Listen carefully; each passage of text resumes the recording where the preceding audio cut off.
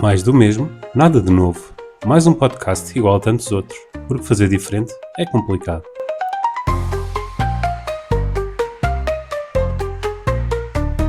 Sejam bem-vindos a mais um episódio, de hoje com um convidado multifacetado. É músico, estudou jazz nas escolas Hot Club de Portugal e Tone Music School e recentemente lançou o disco Homofónico. Criou o canal Sicó TV para revelar os mistérios e tesouros da Serra do Sicó. Também interpreta a personagem Zé Pombinho e é ainda ator de conteúdo adulto. O nosso convidado é Gastão Silva. Obrigado, Gastão, pela tua presença. Obrigado. Vou começar com perguntas rápidas. Serra ou mar? Serra. Viagem de sonho? Qualquer país da América Latina. Filme ou série preferido? Série, a Teoria do Big Bang. Música que mais gostas? Qualquer música do Médio Oriente. O que é que mais gostas numa pessoa? Simpatia e sinceridade. E o que é que menos gostas? O contrário. Palavrão que mais usas? Foda-se. Uma paixão? É a minha família. Um lema? Sempre em Fran, na estrada de Alcatrão. Terminamos então com as perguntas rápidas. Vamos então conhecer o teu percurso e para começar pedia-te que me falasses no teu percurso na música, com que idade é que começaste a estudar música, que instrumentos é que tocas? Então eu comecei com 8 anos a aprender música, chamava-se solfejo, na Filarmónica da Ilha, e mais tarde, à volta de 11 anos, comecei a tocar clarinete. Eu queria tocar saxofone, mas meteram-me a tocar clarinete. E depois, fui fazendo uns cursos intensivos, aqui e acolá. E só mais tarde, com 18 anos, é que entrei na Tone Music School. Na Tone não, peço desculpa, no Hot Club. Em Lisboa, estive lá um ano. Depois saí, passado 2 anos, fui para a Tone, em Coimbra, e pronto. Tu no início deste ano lançaste 2 discos, o Homofónico e outra versão que é o Deep Adventures, certo? Sim. Fala-nos destes discos, o que é que te levou a gravar este disco? Então, basicamente, eu ainda não tinha lançado nada em meu nome. Foi uma maneira de eu começar a perceber um pouco de produção e também perceber o que é que realmente eu estou a tocar, porque é como o vídeo. Se tu só gravas, por exemplo, és ator e nunca vês o trabalho que estás a fazer, tu não sabes realmente o que é que estás a fazer. Então foi uma maneira de eu perceber mesmo, estar em estúdio durante muito tempo e perceber realmente o que é que estava a sair cá para fora. Tratei da produção, já tem alguma qualidade, embora está um bocado tosco, um bocado pitoresco, mas é sincero, aquilo basicamente é como estas perguntas que eu estou a responder agora.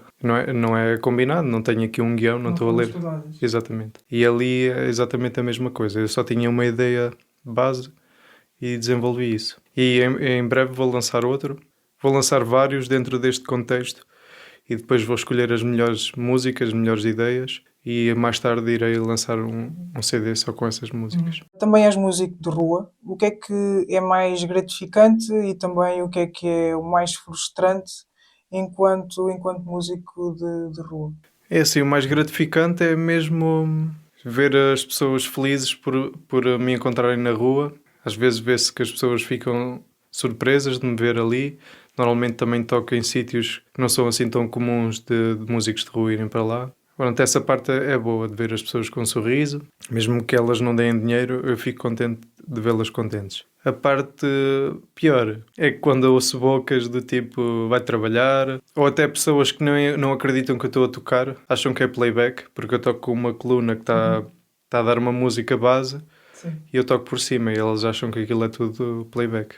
De ser músico de rua, uma vez tive uma grande oportunidade e fiz um trabalho, talvez tenha sido não dos melhores, mas dos mais fixe de fazer, que foi gravar ali uns segundinhos de vídeo. Fui ator, por assim dizer, no último episódio da Casa de Papel, que foi gravado em Lisboa. E isto aconteceu porque eu tinha um amigo que era o Cláudio Gomes. Ainda tem. Ele dá-se pelo nome de Funka Clau, é o nome artístico. Eu vivia em Lisboa, isto era 2020, estávamos em plena pandemia, e a Covid. E a minha cena, o meu trabalho era tocar na rua. Eu tocava sempre de manhã, Pá, e começava pá, aí às 8 da manhã, 8 e meia, 9 no máximo, à frente do Bernard, na Brasileira, ao lado da Brasileira, que isso é perto do Chiado, não sei como é que se chama a rua. Tocava lá sempre com o Cláudio, o Flanga Clau. Tocávamos lá de manhã e depois à noite tocávamos mesmo lá perto, tipo numas escadas de uma igreja. E estávamos lá e um produtor, nós não sabíamos que era produtor, mas ele andava lá com uma equipa a fazer umas filmagens, não sei o quê, com o equipamento que a gente via que era profissional. Eles fizeram umas filmagens nossas e depois, no final eles bazaram, foram-se embora e veio ter connosco uma senhora a dizer, olha, eu sou assessora, não sei, deste produtor, andamos aqui a ver, a gravar cenas de Lisboa, a ver a vibe da cidade, porque vamos estar aqui a gravar A Casa de Papel e ele gostou muito do vosso estilo e não sei o que, quer incluir num episódio, que era o último episódio daquela temporada, que foi gravado em Lisboa. Marcámos as gravações, também houve um dia que fomos lá fazer tipo uns testes, ver do guarda-roupa e coisas assim. Pronto, eu fiz as gravações, fizemos as gravações, foi fixe, e passado uns tempos fomos a um hotel fazer parte da gravação da música, eles deram-nos mais dinheiro por isso, foi tipo um agradecimento. Depois acho que nem utilizaram essa música, ou se utilizaram foi só um trecho, já não me lembro. Foi brutal e foi isso um dos motivos, foi uma das coisas que me despertou ainda mais este bichinho de estar à frente das câmaras e produzir coisas, nem que sejam pequenos sketches ou entrevistas ou assim. Foi definitivamente isso, porque eu nunca tinha tido essa experiência, pelo menos assim tão perto, e participar ali mesmo, ver aquela... Pá, aquilo é muita gente, cada um tem a sua função, muito equipamento, mas foi brutal, foi uma experiência brutal e que eu nunca mais esquecerei. Tens a personagem Zé Pombinho. Como é que surgiu essa personagem?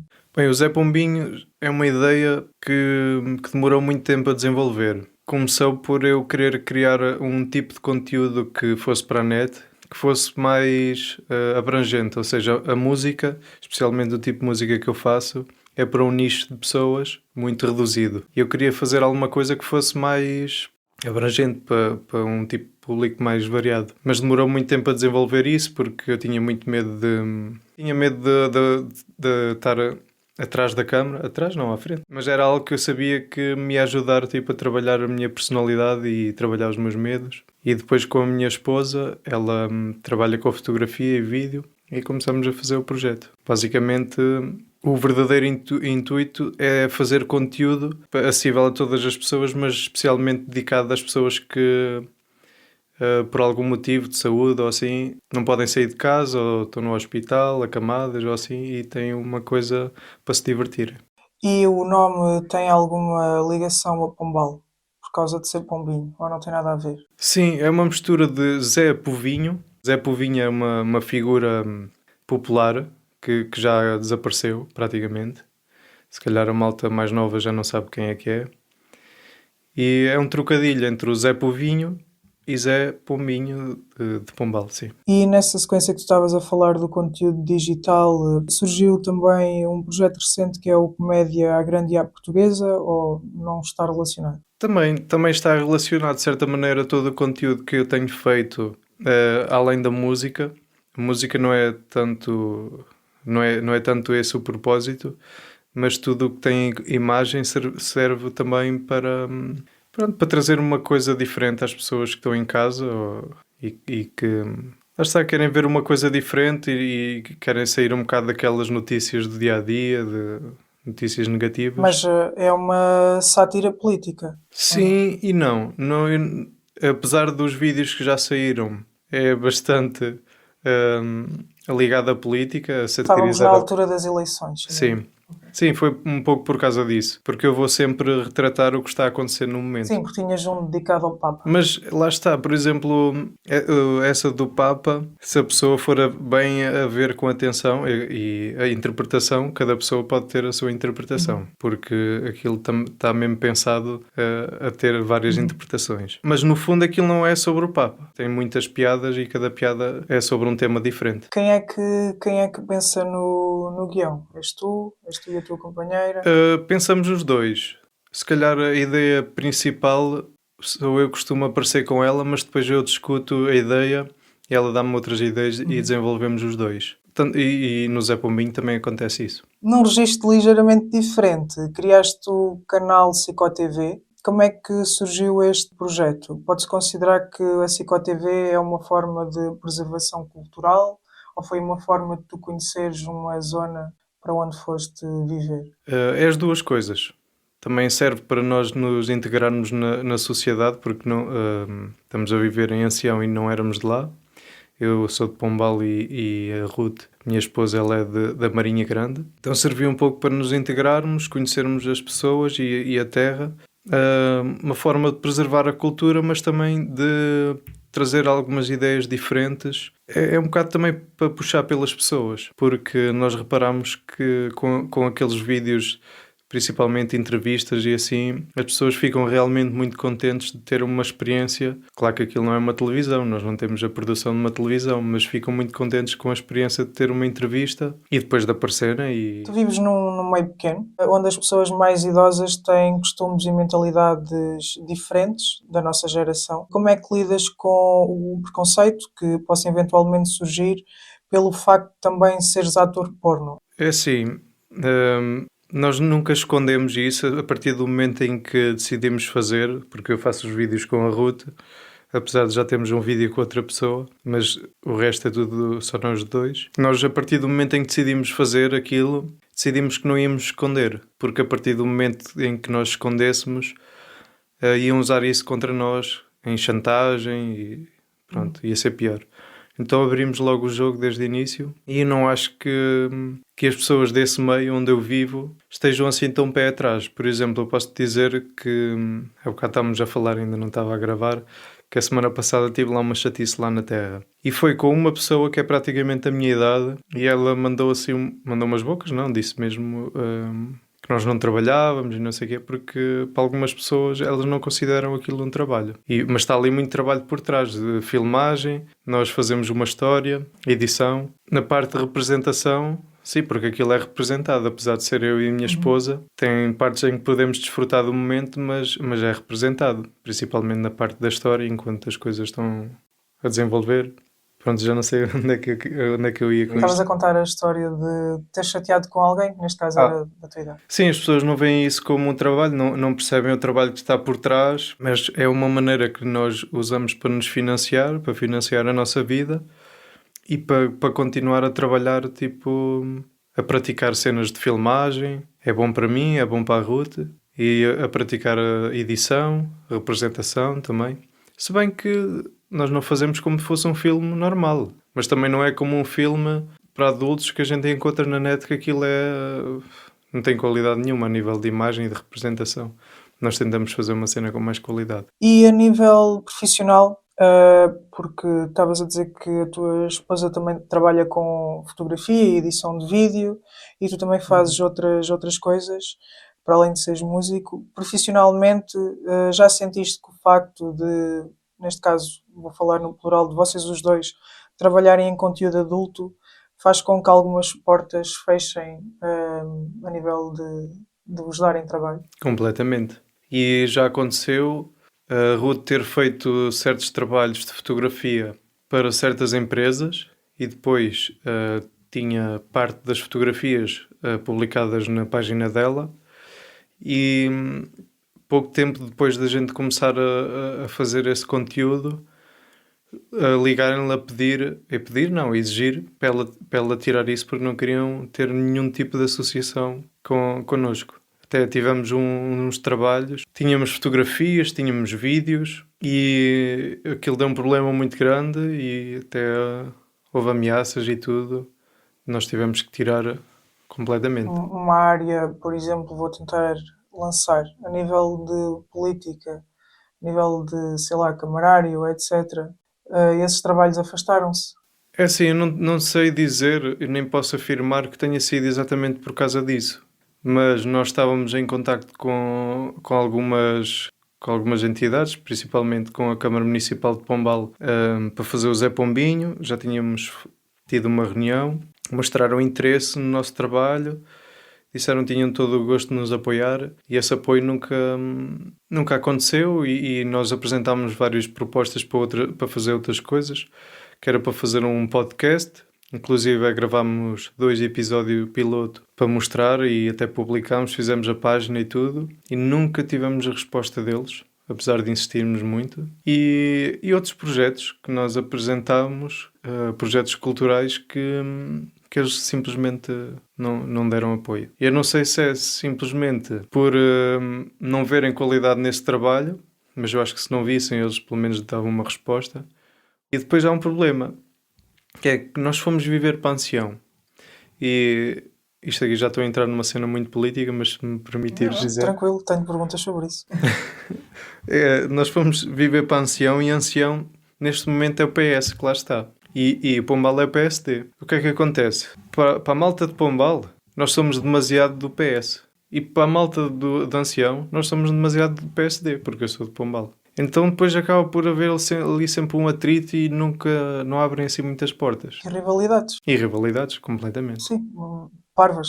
Porque no fundo trata-se de pessoas e de gerir a sociedade e não de gerir partidos. Sim, mas é o que acaba por acontecer é que eles utilizam esses meios que têm à sua disposição, a seu favor, para fazerem as coisas a seu favor. E vou uma pergunta que eu tinha aqui a ver com política. A arte tem o poder de provocar mudanças sociais, mas muitas vezes também enfrenta, lá está, resistência. A minha pergunta é qual é a tua opinião sobre o papel da arte no ativismo social, mas a pergunta é mais dentro do que é que tu achas que a arte pode ajudar a nível social e também a nível político, um bocadinho para desformatar esses grupos. Sim, eu acho que tem um papel muito forte, mas na minha opinião, e novamente eu não quero ser injusto, eu acho que temos, por exemplo, temos muitos músicos, muita malta formada em música, mas a arte é mais do que ser muito bom e ter estudado, neste caso, a música. É preciso ser artista. E há muitas pessoas que nem sabem o significado, não sabem o que é isso, ser artista. Também meter isso por palavras pode ser difícil. Mas a malta não sabe ser artista e depois acaba por lançar trabalhos que aquilo não é sobre nada. Não é sobre nada, arranja-se uns nomes para o CD, ou para as músicas, ou não sei. E aquilo não tem um significado, não tem um propósito. Eu acho que a malta aí falha bastante. Os artistas que podiam fazer alguma intervenção depois já estão no nível, ou seja, os artistas que têm público suficiente para usar a sua arte como intervenção, eles depois acabam por estar sempre a pensar numa parte mais comercial e jogam pelo seguro. Eu, como não tenho assim tanto público, não jogo tanto pelo seguro e faço as coisas à minha vontade, o que eu quero dizer, digo, seja por palavras, seja por música, seja o que for. Mas sim, a arte podia e pode transformar as coisas, pode transformar a sociedade. Mas nós somos um país que teve muitas décadas em ditadura e isso ainda se nota nos dias de hoje. E não é fácil sair daquela bolha. Não é fácil porque até a malta começar a aceitar e a perceber o que é que tu estás a fazer demora muito tempo. Demora mesmo muito tempo. A nível de redes sociais, vou escolher as tuas redes sociais. Aqui há uns tempos fizeste uma publicação onde escreveste o seguinte: o mundo está doente e que o medo é uma praga que se alastra a todos os povos e que para o combater é preciso ter a humildade de o reconhecer dentro de nós e de ir ao seu encontro. Abraçar o medo não é fácil, mas é longe de ser impossível. Quais é que foram os maiores desafios que já enfrentaste ao tentar combater os teus próprios medos e inseguranças? Isso é muita coisa, porque todo o trabalho que eu faço artístico, seja na música ou qualquer outro, todo ele é feito a pensar em combater os meus medos. Por exemplo, o medo de subir a um palco com pessoas a olhar para mim, isso... Eu, quando comecei a estudar música, eu não tinha noção disso. Só depois, quando comecei a fazer concertos e depois mais tarde, com 15 anos, tive uma banda que era os Mailbox e nessa banda, a primeira vez que eu subi ao palco éramos só 4 e só eu a tocar a clarinete, eu borrei-me todo. Não literalmente, mas borrei-me todo. Epá, mas aquilo era um medo que me dava alguma adrenalina, de certa maneira. Então era uma coisa que me deixava completamente aterrorizado, mas ao mesmo tempo eu gostava. E percebi isso, percebi que precisava de combater isso, e foi que me levou a estudar música durante muitos anos. E agora mais recentemente, a cena dos telemóveis terem câmaras e não sei o quê, comecei a fazer uns vídeos, a fazer os meus sketches só para mim, para perceber o que é que ia sair para fora. Pá, depois comecei a descobrir a maneira que eu falava, certas expressões que eu fazia, porque uma pessoa não tem noção. Uma coisa é estar-te a ver ao espelho a pentear ou não sei o quê, outra coisa é ver-te a falar. E comecei, tipo, isso no início deixava-me triste. Tipo, eu via coisas que não gostava e, porra, tenho que mudar isto. Eu não sou uma pessoa assim tão sociável quanto isso. Então ter que ir tipo, aproximar-me de uma pessoa que eu não conheço e ao mesmo tempo estar a fazer uma pergunta e estar a ser filmado, aquilo é um conjunto de coisas, de sensações que é difícil. Agora pronto, já fiz isso mais vezes, já está melhor, mas as primeiras vezes eu até ficava tonto. E ainda é difícil, mas eu não quero desistir, quero mesmo ultrapassar isso. Mas eu sei que nunca vou ultrapassar. Sempre vou encontrar coisas que vou querer trabalhar. Não a minha personalidade que eu transpareço para fora, mas a minha personalidade, ou seja, encontrar quem é que eu sou. O meu maior medo, um dos meus maiores medos tinha a ver com a minha sexualidade. E lá está, a fazer os filmes com a Ruth, também estou a trabalhar isso. Tenho certeza que ela também. Porque uma coisa é tu fazeres tu fazer certas coisas às escondidas, entre aspas. Outra coisa é assumir essas coisas com a outra pessoa. E outra coisa ainda é assumir essas coisas perante toda a gente.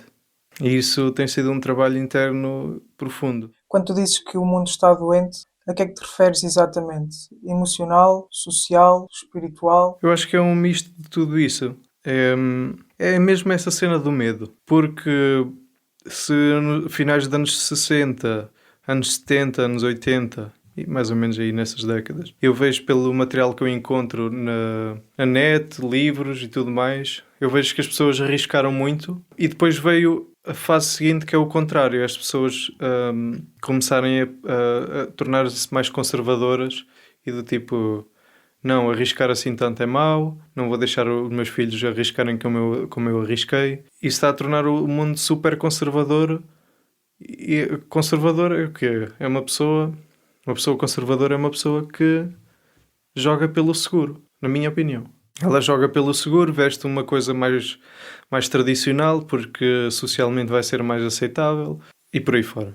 O que é na roupa é nas outras coisas. Ideias, tudo mais. Então, acho que o mundo está doente no sentido de... É um medo constante que as pessoas têm de tudo, a toda a hora. E as leva a ter atitudes um bocado incompreensíveis. Falando um bocadinho da atualidade, se te quiseres expressar relativamente a isso, já que estamos a falar do medo, achas que o resultado das eleições em Portugal é resultado de medo? Do medo, as pessoas têm medo de. Porque há pessoas que têm medo que haja um retrocesso para aquilo que era o antes 25 de Abril. E há pessoas que têm medo daquilo que se possa tornar a nível de. Fala-se muito da segurança. Queres dar o teu ponto de vista? Olha, a melhor maneira de começar por explicar isso, e é a minha opinião, é só a minha opinião, é utilizar uma parábola que está num vídeo, um sketch de humor, porque o Zé Pombinho também tem 2 ou 3 sketches, e esse sketch chama-se A Pesca. Ele basicamente está a pescar, é assim que lança a cana ao rio, aparece uma pessoa, é uma mulher, que está vestida de polícia e vai logo tipo dizer que ele não pode pescar ali. Basicamente ele depois diz que eu hoje pesquei um bem grande e tal, mas não estou aqui à pesca porque isto nem sequer é uma cana de pesca, é só uma cana normal, é um fio da minha guitarra e é um prego ferrugente na ponta. Mas pesquei um bem grande hoje. E ela olha para o balde, mas não está aqui nada. E ele, mas tipo, o peixe que eu pesquei foste tu, foi um palerma. E o que está a acontecer na política nacional e mundial é uma coisa que as pessoas... Há muita gente que não entende política. Eles levam aquilo muito a sério.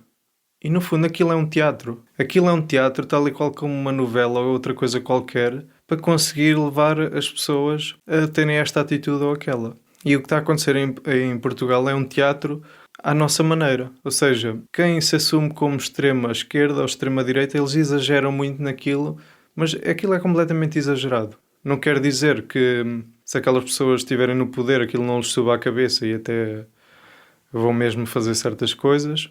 Mas aquilo é exagerado e na maior parte do tempo eles estão sempre a fazer bluff. Aquilo são sempre mentiras, constantemente. E a pesca do Palerma, ou a pesca do Zé Pombinho, retrata isso, que é, por exemplo, a malta está sempre a dizer que os eleitores do Chega são burros. É malta que são analfabetos e que têm iliteracia política e não sei o quê. Eu não acho isso. Eu acho que é exatamente o contrário. Eu acho que eles sabem muito de política e percebem exatamente o jogo dos políticos e eles jogam o mesmo. E se tu vires naqueles comentários há publicações nas redes que aquilo tem milhares e milhares de pessoas ali a disparatar umas com as outras. Uma das coisas que a malta do Chega faz é escrever com erros. Eles fazem aquilo de propositado. Isso é a pesca. Porque o Zé Pombinho, ele retrata o que é o português comum. E esses erros é propositado para caírem lá as pessoas que se acham inteligentes e entretanto ficam ali numa bolha, ficam ali presos. Há um ditado ou um provérbio, que eu já não sei de quem é, não sei se é bem assim, mas se tu ofereceres ódio ao teu inimigo, serás escravo dele para sempre. Tu tornas-te escravo da pessoa e, naquele caso dos comentários, a principal característica da política, já desde há algum tempo, é isso. É lançar-se uma mentira, um isco, mas aquilo é o isco mais básico de sempre. Lá está, a cana de pesca do Zé Pombinho não era uma cana, aquilo era uma cana aí normal, do rio, uma corda da guitarra e um prego ferrugento. Ou seja, é um isco fraquíssimo, que faz as pessoas que se acham superiores porque têm uma licenciatura, têm um mestrado, têm um doutoramento, ficam ali a dizer certas coisas e os outros todos contentes de estarem ali a responder do tipo, este caiu que nem um patinho. E eu estou aqui a escravizá-lo, tipo, ele está aqui, ele não sai daqui. E as pessoas não percebem isso. Sim. E eu acho que agora, com o tempo, as pessoas vão perceber isso. Fazendo aqui um bocadinho de alusão ao nome do podcast, o que é que consideras ser mais do mesmo e nada de novo? Pá, é o orgulho. Acho que o orgulho é mais do mesmo. Que é o orgulho que faz estas guerras todas, além do medo. E é sempre a mesma coisa, é sempre uma história que se repete. O mundo parece que está a evoluir, mas não, é sempre a mesma história que está-se a repetir. Não sei se tu gostas de jogos, tipo jogos de estratégia como Age of Empires ou Empire Earth. Não sou muito de jogar jogos. Eu agora também não jogo muito, isso era mais quando estava em casa dos meus pais. Mas havia um jogo que eu jogava bastante que era o Empire Earth. Que aquilo é um jogo de estratégia em que tu começas com algumas pessoas, uma pequena porção de terreno, e tu tens que escavar certas coisas para retirar minerais, para com aquilo fazer uma casa. E basicamente, quanto mais tu consegues fazer coisas, depois aquilo passa de nível. E começas num nível tipo pré-histórico, ou Neandertais, por exemplo. Depois já começa a ter mais coisas, como a história da humanidade, ou pelo menos aquilo que a gente conhece. Até que chega uma altura que é a atualidade ou até o futuro. E no fundo, aquilo é sempre a mesma coisa. Aquilo só mudam as ferramentas que eles usam. E depois o jogo é sempre a mesma coisa.